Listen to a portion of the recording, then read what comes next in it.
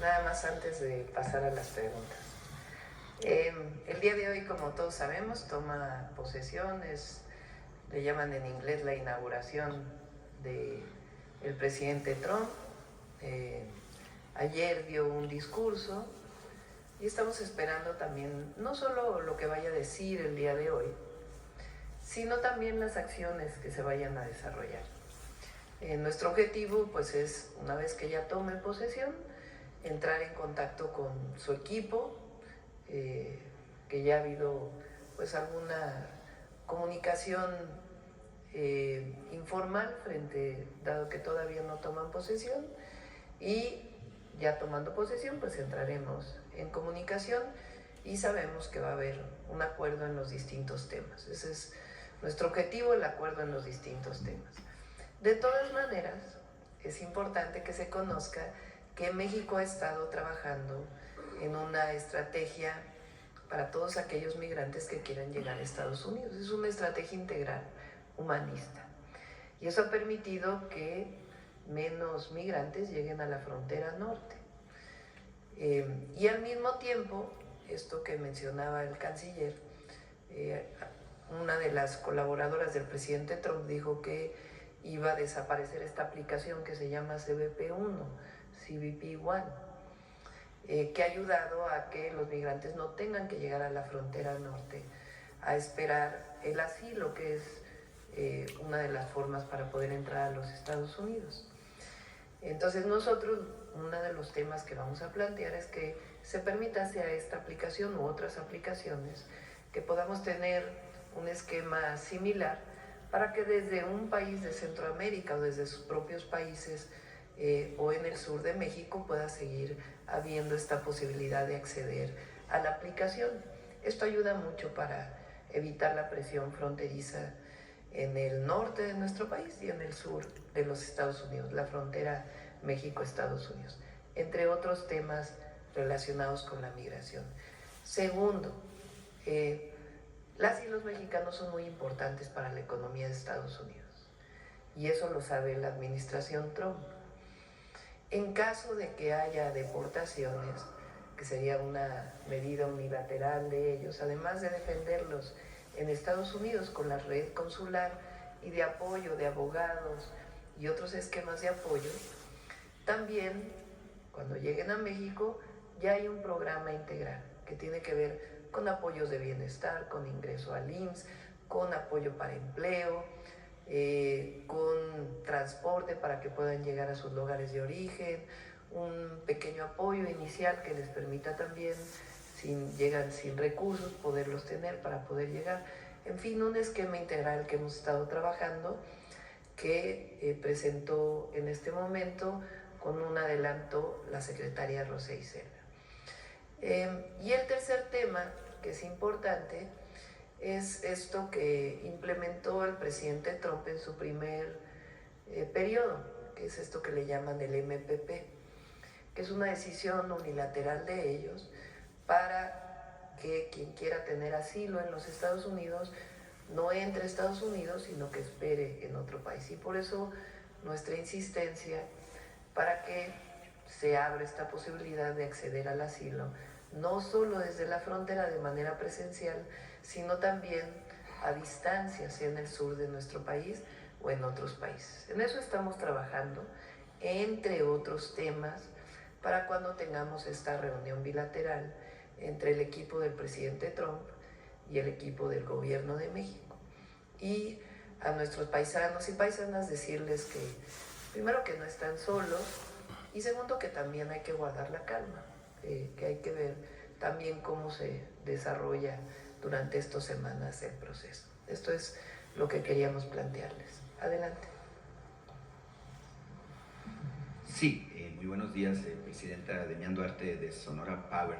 Bueno, en particular con este programa tan completo que presenta la Secretaría Rosa Isela, a mí me surge la inquietud.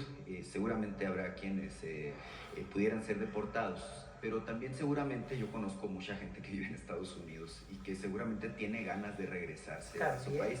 Entonces la pregunta es si este programa aplica para ellos. Por supuesto. Y ya informaremos en dónde pueden aplicar ya en estos días a todos estos programas. De acuerdo, muy buena noticia.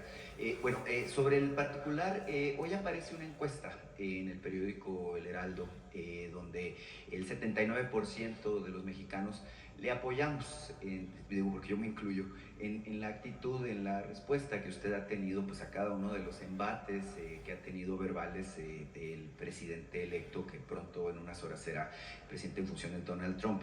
El 79% le apoya y el 66% dijo sentirse muy identificado con esto que usted manifestó, de que bueno, habrá que ponerle América Mexicana o Mexamérica, válgame pues, a los territorios que antes fueron México.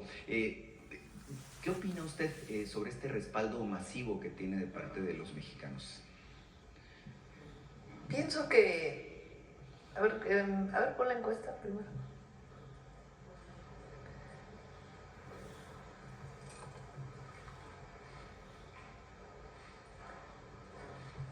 Nosotros no tenemos por qué, lo dice nuestra Constitución en política exterior, que todas las naciones son iguales. Pero en particular México no tiene por qué, lo dije en el Zócalo, agachar la cabeza, sentirnos menos. Si somos un país grandioso, una potencia cultural, y las y los mexicanos somos un pueblo trabajador, honesto, que somos fraternos, solidarios, que tenemos mucho que presumir ante el mundo entero. Entonces la relación con Estados Unidos tiene que ser entre iguales. Somos dos naciones, socios comerciales, en un acuerdo comercial quizá el más completo y que beneficia a las tres naciones, a Canadá, a Estados Unidos y a México. Pero somos una nación igual que cualquier otra nación y con un pueblo que además hoy está empoderado, conocedor de su historia, de su fuerza. Entonces nosotros somos representantes del pueblo de México. Mi papel es ser representante de este pueblo grandioso. Entonces nuestra relación con Estados Unidos será de iguales y siempre de defensa de las y los mexicanos que viven en Estados Unidos.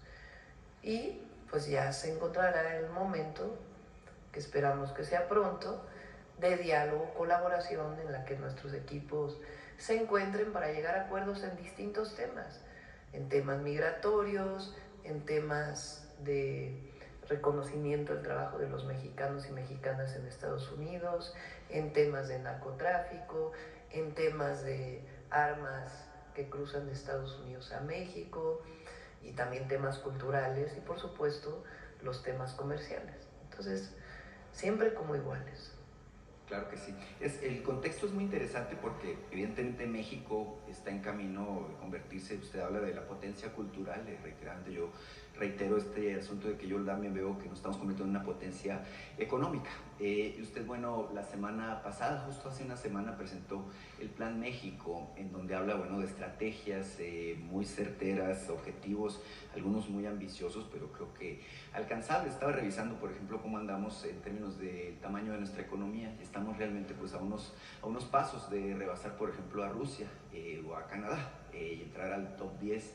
En este contexto, debo decirle que me gustó mucho, ¿no? Primero que nada, el Plan México de manera integral. Obviamente, cuando toca mi zona, pues también toca aquí mi corazón. Y evidentemente, bueno, al ver que estamos muy metidos en el tema de electromovilidad, en el tema también de las baterías de litio, pues evidentemente que nos mueve mucho porque sabemos que tenemos un futuro muy interesante al respecto. Usted apenas el viernes confirmaba que Olimia en buena medida se va a desarrollar y se va a fabricar en Sonora, lo cual es importantísimo para nosotros. Hay un tema que me llamó mucho la atención, no en el Plan México, pero sí un día antes, en los 100 días, usted habló del taller que tiene que ver con semiconductores, la creación de este taller. Este es un asunto que también usted ha dicho que te toca mucho a nuestra región, en particular por la vinculación tan fuerte que ya tenemos con Arizona. Tenemos una alianza que le llamamos la megaregión. Con Arizona tenemos una asociación estratégica con la Universidad de Arizona, que ellos han estado a cargo de este proceso tecnológico. Y bueno, es muy importante este asunto de la alta tecnología. El gobernador acaba de llegar, por ejemplo, de una gira por Taiwán, donde estuvo en contacto con la compañía Foxconn, que está buscando instalarse justamente en México y queremos que se instale en Sonora. El punto, Presidenta, es que yo le quiero preguntar sobre el particular, ¿qué tipo de esfuerzos está haciendo su gobierno para lograr amarrar, vincular este proceso que tiene que ver con semiconductores? Sabemos que la industria de alta tecnología es compleja, que se requiere infraestructura especializada, se habla de que, tengo un diagnóstico por ahí que habla de que se necesitan no centenas, sino decenas de miles de especialistas, sobre todo con nivel de ingeniería, para poder aprovechar esta ventana. Me dicen los expertos que la ventana se abre solamente por un periodo de 3 años, más o menos, que bueno, tendríamos nosotros que aprovechar montando la infraestructura y teniendo el personal capacitado. En particular la pregunta es esa, ¿qué está haciendo específicamente para lograrlo? Son varios temas. Uno, evidentemente, este esfuerzo que está haciendo el gobernador para que empresas fabricantes de semiconductores, hay distintos tamaños de semiconductores y distintos diseños, y Taiwán es uno de los lugares en donde mayor desarrollo y producción de semiconductores hay, China también. Y ahora hay un esfuerzo muy grande para que también se fabrique en Norteamérica. Estados Unidos pues también tiene plantas, pero el mayor desarrollo estuvo en los últimos años en Asia. Entonces Sonora tiene un potencial muy grande precisamente por este vínculo con Arizona, donde fue la decisión en su momento de la producción de semiconductores, que ya va muy avanzada. ¿Qué estamos pensando en México? No solamente la instalación de empresas que Jalisco también tiene empresas de semiconductores muy importantes, no solamente el traer las inversiones a México, sino el desarrollo científico y tecnológico relacionado con los semiconductores. Hay 2 instituciones mexicanas académicas que tienen un desarrollo muy importante. Uno es el CINVESTAB, que tiene particularmente una sede en Jalisco, que tiene un desarrollo muy amplio, y el otro es el INAOE, que es un centro CEP-CONACYT, que también tiene desarrollo importante, sin limitar el desarrollo que hay en el Tecnológico Nacional de México, en la UNAM, en otras universidades públicas. Lo que queremos ahora es generar la parte del desarrollo, del diseño de los semiconductores, que es muy importante como la parte de la cadena productiva que podría aterrizar en la producción de los semiconductores y tener las patentes relacionadas con este diseño. Ya estamos trabajando justo con CINVESTAB y el INAOE, los recibí aquí hace como un mes. Esta semana, creo que mañana volvemos a trabajar con ellos, con Rosaura Ruiz, que está a cargo de la Secretaría de Ciencia, Humanidades, Tecnología e Innovación, y con ellos la idea es instalar esta planta y después pues ya su vínculo con empresas públicas o empresas privadas para que se desarrollen en México cierto tipo de semiconductores y que la producción no solamente sea de fuera, sino que también se desarrolle en nuestro país, sea con empresas nacionales o empresas extranjeras. Claro, de Sonora de hecho vinieron 2 especialistas en el área, una de ellas está integrada en el Consejo Asesor Empresarial, que es la señora Rigoli. Sí, y por otra parte estuvo también José Luis Rubio, que es especialista precisamente en este aspecto. Con ambos he estado tomando alguna consulta y me han estado informando sobre el tema. Es un tema muy interesante que tiene evidentemente mucho futuro. Por último, señora Presidenta, mire, le quiero plantear un tema que nos preocupa, pero nos ocupa también mucho en Sonora. Usted conoce el proyecto Saguaro Energy que desarrolla la compañía México Pacific Limited, que se va a instalar. Es la mayor inversión privada, sea nacional o extranjera, que hay en estos momentos en el portafolio de inversiones al que usted aludió justamente cuando presentó el Plan México. Hablamos de una inversión de 15,000 millones de dólares, es un mundo, estamos hablando de 300,000 millones de pesos, que plantea un polo de desarrollo por sí mismo justamente en la región del desierto de Sonora, es en Puerto Libertad. El tema es que, bueno, el presidente López Obrador nos estuvo informando sobre el tema justo cuando ustedes tuvieron el diálogo empresarial con inversionistas de Estados Unidos. Se presentó también aquí en Palacio la presidenta de esta compañía. El asunto que nos preocupa es que parece que en el PRI o en el PAN o en la oposición mediática andan buscando casos de éxito e inversiones muy exitosas, como es el caso, justamente para meter, pues válgame, pues desinformación, grilla, y ahora andan con que este proyecto pues no estaría de acuerdo con las normas que establece pues digamos toda la reglamentación ambiental. Yo lo que le quiero preguntar en este aspecto es, bueno, número uno, ¿qué tipo de garantías están dando ustedes como gobierno a este tipo de inversiones en particular? Y número dos, obviamente, ¿cómo está el tema también de los manifiestos de impacto ambiental y qué se puede esperar al respecto de este importante proyecto? Muchas gracias. Tiene que ser aprobada la manifestación de impacto ambiental antes de que inicie la obra o que inicie la inversión. No sé exactamente en qué punto va, averiguamos con Alicia Bárcenas y por supuesto lo informamos aquí. Por acá, a ver, aquí. ¿Tú? Sí, sí. Presidenta, qué gusto saludarla. Ramón Ramírez Gutiérrez de Noticieros El Reloj de Oaxaca. El día de ayer estuvimos en Michoacán, Presidenta, en este foro de pueblos indígenas y pueblos afromexicanos rumbo al Plan Nacional de Desarrollo.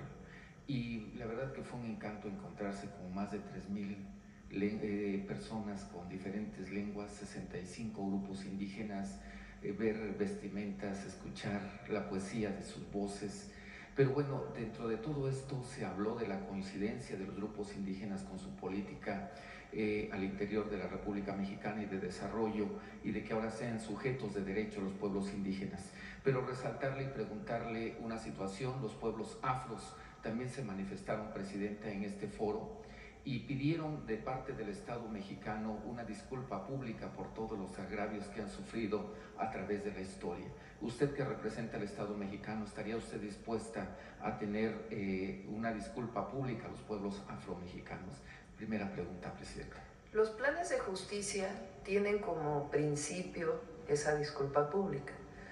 Lo hizo el presidente López Obrador con el pueblo yaqui, y los planes de justicia tienen ese objetivo, porque es de alguna manera reconocer los agravios, la represión, el esclavismo,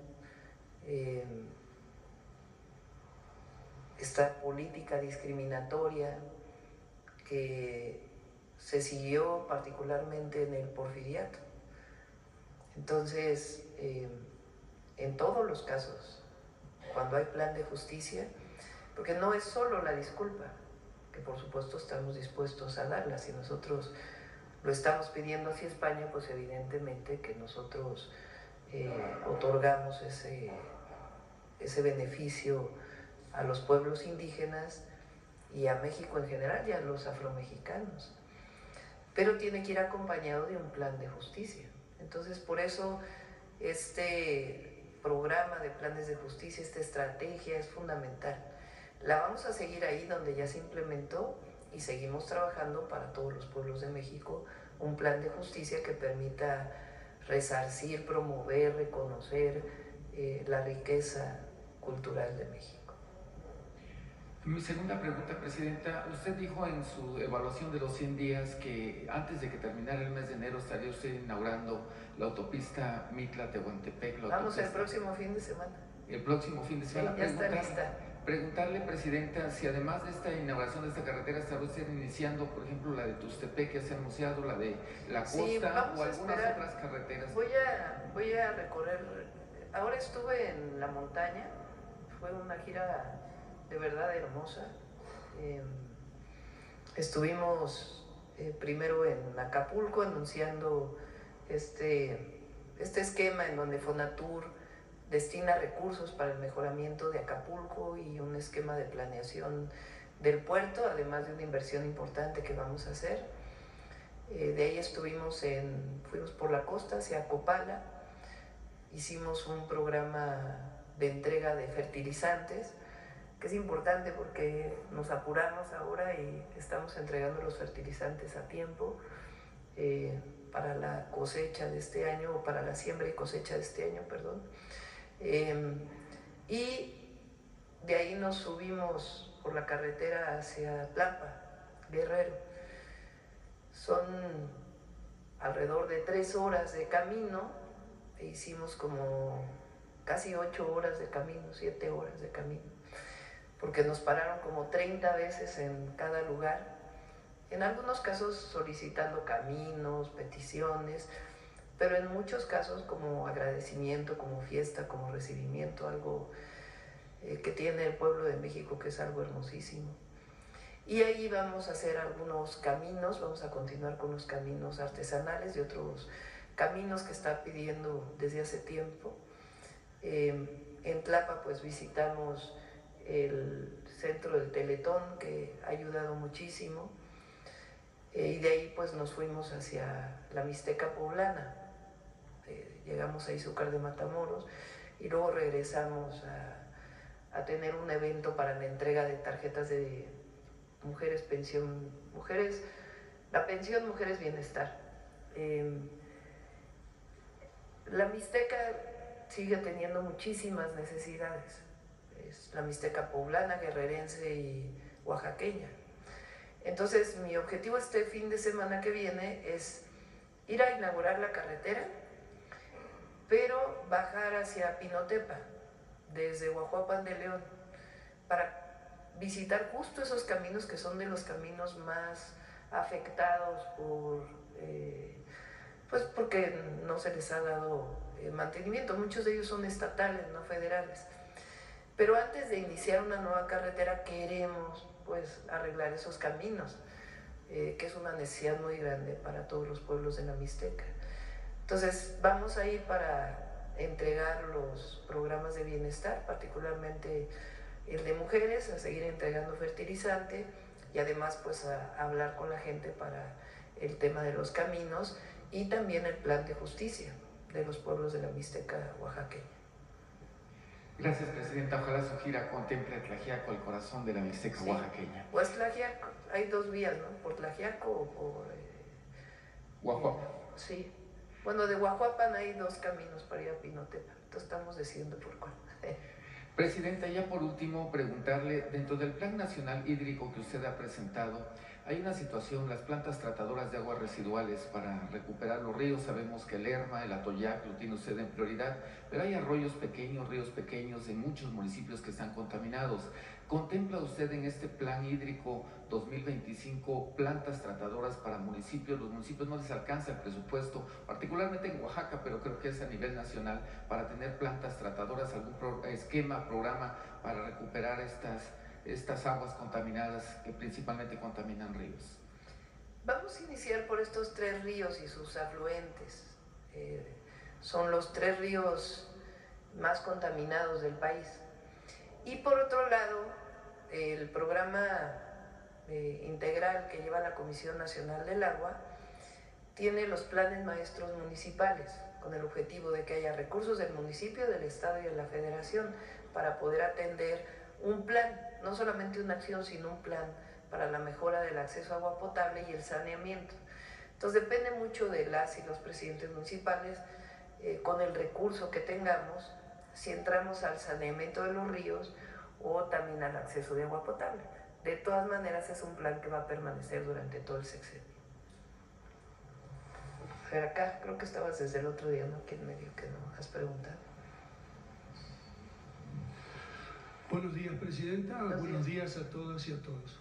Daniel Moser, del Centro de Estudios Estratégicos Nacionales, director de Helios Comunicación y colaborador de Agencias de Información y Opinión, Periodismo Internacional Alternativo de Argentina, Portal Alba de Venezuela y Rebelión de España.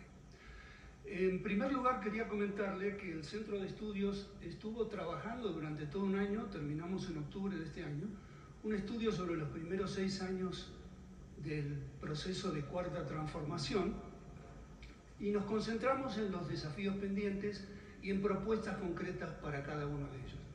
Me gustaría, si usted me lo permite, entregarle el documento y un libro que le quiero obsequiar, que creo que va a ser mucho de su interés.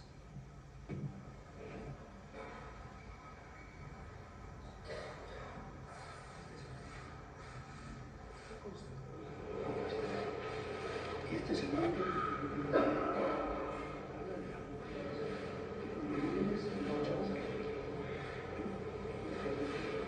Para que todos te escuchen.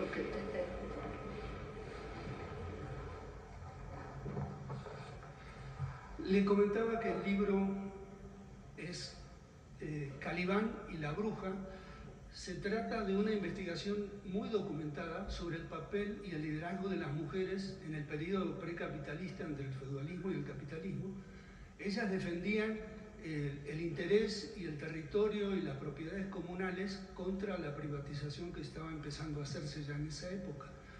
Las estigmatizaron como brujas, pero no quiero contar más, espero que lo pueda leer. En la actualidad hay un tema central, entre otros, en el ámbito global, que es la disputa económica entre Estados Unidos y China. Esta disputa se da en el marco de un fenómeno más importante aún, que es un cambio de época, un proceso para lograr en algún momento un nuevo orden mundial. Esto lleva años y va a llevar muchos años más. En ese proceso se enfrentan Estados Unidos como intentando mantener su hegemonía unipolar y lo que se conoce como los BRICS, que plantean el multilateralismo. Quisiera dar unos datos para plantear la primera pregunta. China ahorra el doble que Estados Unidos como proporción del PIB. China invierte el doble que Estados Unidos como proporción del PIB. La formación bruta de capital fijo de la economía de Estados Unidos es del 20% del PIB y la de China es del 45% del PIB. China tiene un superávit comercial del orden de 700.000 millones de dólares al año. Estados Unidos un déficit comercial mayor a $1 trillón al año. La deuda de Estados Unidos es del 130% del PIB, la de China del 75%.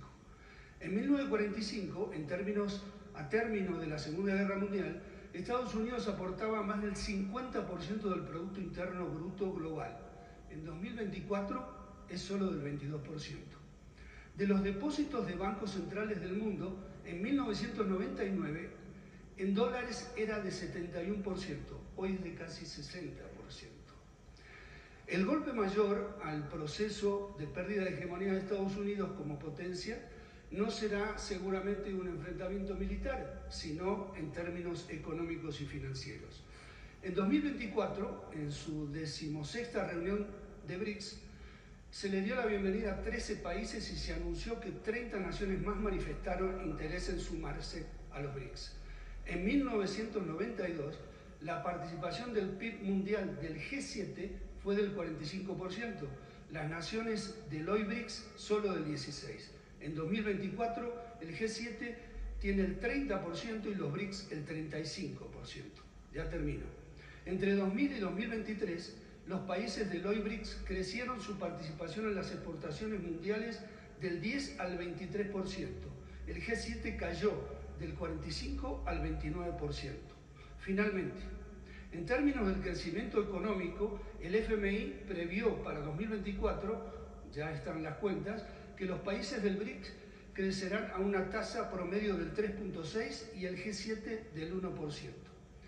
La pregunta, Presidenta, es, en atención a estas condiciones en que se está desenvolviendo este pleito a escala global, hay países que se alinean o con Estados Unidos y hay países que se alinean con los BRICS y hay otros países que hacen el esfuerzo, porque no es fácil, de mantenerse al margen y negociar según sus intereses nacionales con quien sea en el momento que sea.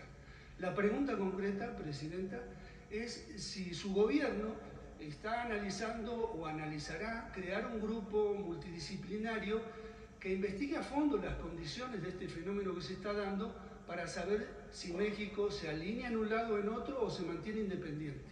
Gracias. Yo creo que alinear no es precisamente la mejor palabra, ¿no? Porque todos los países, estados, somos soberanos, todas las naciones.